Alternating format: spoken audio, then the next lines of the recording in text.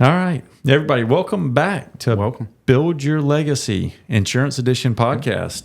Glad to have you back, Travis. Yeah, thank you. How you been? Yeah, man, good as we can be in the insurance business. You know, it's hurricane season, Yeah, so it's pins and needles right now, right? still watching it. It's one of those I feel like we escaped a lot of it in the hot part of summer. Now, you know, it's fall, where it feels like fall. But hurricane season's still... Hey, we're holding on, just praying to get to the end of it, right? Keep those fingers crossed. Yeah, you know, here in coastal North Carolina, it's always something you have to look at. And I feel like everywhere. The last one, I feel like even goes up the Gulf and hits a Memphis area or, hits Asheville a couple of years ago. So, Yeah. The traditional tracks seem to be changing. yeah, it's the global warming. It's whatever these scientists want to call it. They're definitely... Maybe there's something to it. I don't know. Yeah. It's different, but maybe it's not. I do remember, some bad storms in September. I know, I feel like September or October, I was at college and had to get evacuated. Went to UNCW. So Yeah. having to get evacuated, which is unique when they're kicking you out of the dorms and on campus living and shutting down classes. Yeah. And What would that have been? Fran, maybe? I don't even, you probably so. Yeah, that was, There you I go. believe. I was going to say that's the September one that I'll always remember. Yeah, that was the one because I felt like we went west, met my parents out west, and then couldn't get back east because it was so bad in Raleigh and all the areas. Yeah, it was rough. I remember I was living in Fayetteville at the time, and it came right up the Cape Fear River, and was the worst storm I've personally ever lived through. Yeah. So, yeah, here we are, fighting through this hurricane Let's season. start knocking on wood, all those things, right? That's right. Everybody always picks on North Carolina saying, the weather's, going to change on you. But I feel like every state says that. When you go to every state, It's it an says easy that. cop out. Just wait 5 minutes, right? But hey, I feel like maybe some of the desert states you don't get that, or a typical Southern California you may not get that. Yeah, but I feel like everybody every else. other state has the same motto that people in North Carolina say. So. Exactly. What's on our mind today? Yeah, so I think one of the questions I get out there that we could address is when talking about who we are and what we do at SIA of North Carolina. If it's so great, why doesn't everybody do it? That's a common theme. Yeah. And figured we could dive into some of the objections, and why we're not a fit for everybody and everybody's not a fit for us. And just sort of cover some of that stuff. Yeah, and I guess when I look at it, I think the biggest objection that they come out of the gate with is cost. But with that, I would say is the lack of education around it. And so cost becomes a factor because they believe cost is the only factor and they don't really understand what is there. Sometimes I think it depends on who you're talking to as well, right? There's different segments of agencies, and so let's cover and let's be upfront that there's going to be agencies or agents out there that will want to partner with us that we're not a fit for them, whether that's the type of business they write, location, whatever that might be, right? No different than as a producer, there's certain people that aren't a fit for your book of business.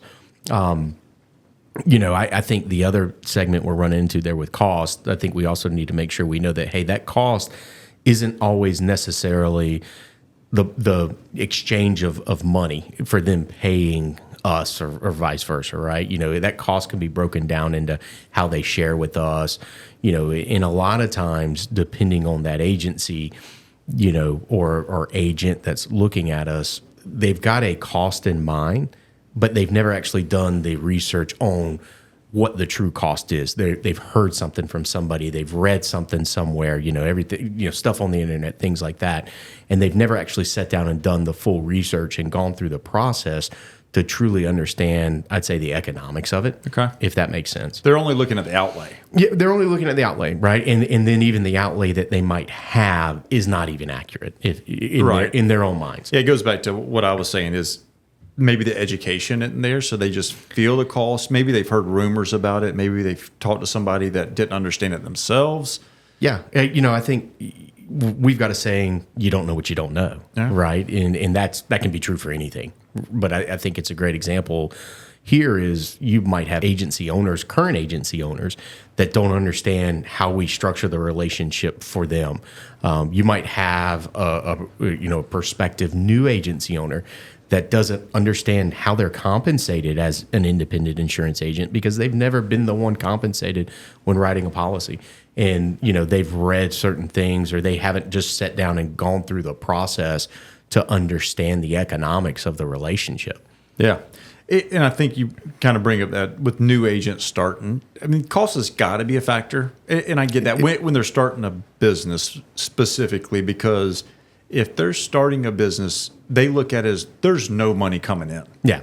Yeah. I mean, it'd be next to impossible to not have a business and then day one you open, have all this money coming in, especially in the insurance business. For sure. Because it takes us a while to actually write a policy and then get paid from the company. It does. So not to say it couldn't happen. Maybe there's some agency built things out there, but next to impossible to start a business and make money the next day. So you have to pay attention to cost. There's so many costs when you're looking to start a business anyways. Yes. And I think that's one of the things where we do a great job of, with our prospective members, providing them options because we are cognizant of the cost, right? But then the other side to that is by being a partner with us, there's some economic advantages for them that they have never sat down and when we say go through that process, we can very clearly show a prospective member what their expectations should be based on the business they're writing by carrier and what their compensation would look like so that they can project those things. It's easy for us to do, doesn't take a lot of time, but it's something that can, I don't know what the right word is, but dispel those preconceived notions of what we actually do. Yeah. Well, and I think a lot of times what we talk about is the return on the investment. Yes. So I think your point is we try to work with people on the outlay cost, but that's not the only factor. We really got to talk about the return on investment. Yeah. And what are you getting for what you're paying for as well? Well, and I tell this story all the time when talking to prospects, right? And I'm upfront with them about our cost and how we do things.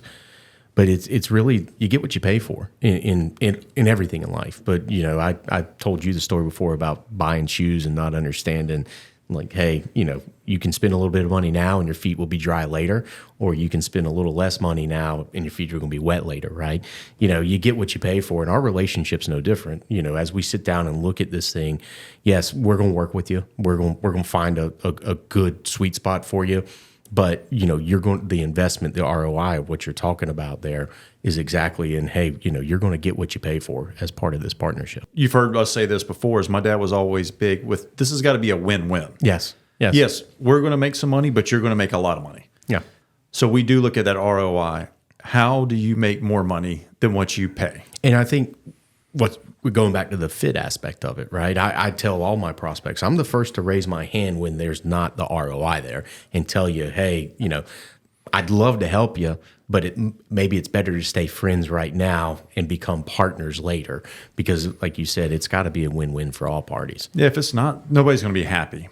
I believe we have a lot of happy people because they understand what they pay for. Correct. And they understand what they're getting Right. for what they're paying for. Correct. And then kind of to circle back around to why isn't everybody doing this? There's a lot of really good prospects out there that we try to reach on a daily basis and we spend time with that, they haven't done their research up front. They're operating off of bad information.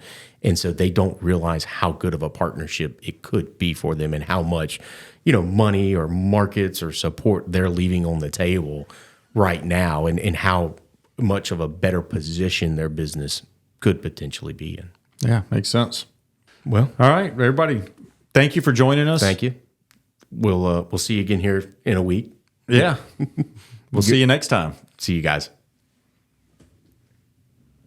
Thanks for tuning in. You can catch our Build Your Legacy Insurance Edition podcast on YouTube, Apple Podcast, Amazon Music, Spotify, or wherever you get your podcast. Be sure to subscribe, leave us a review, or send us over a topic recommendation at podcast@siaofnc.com. If you're interested in learning more about what we do, visit us online at www.siaofnc.com. We hope you enjoyed our newest episode. See you next week.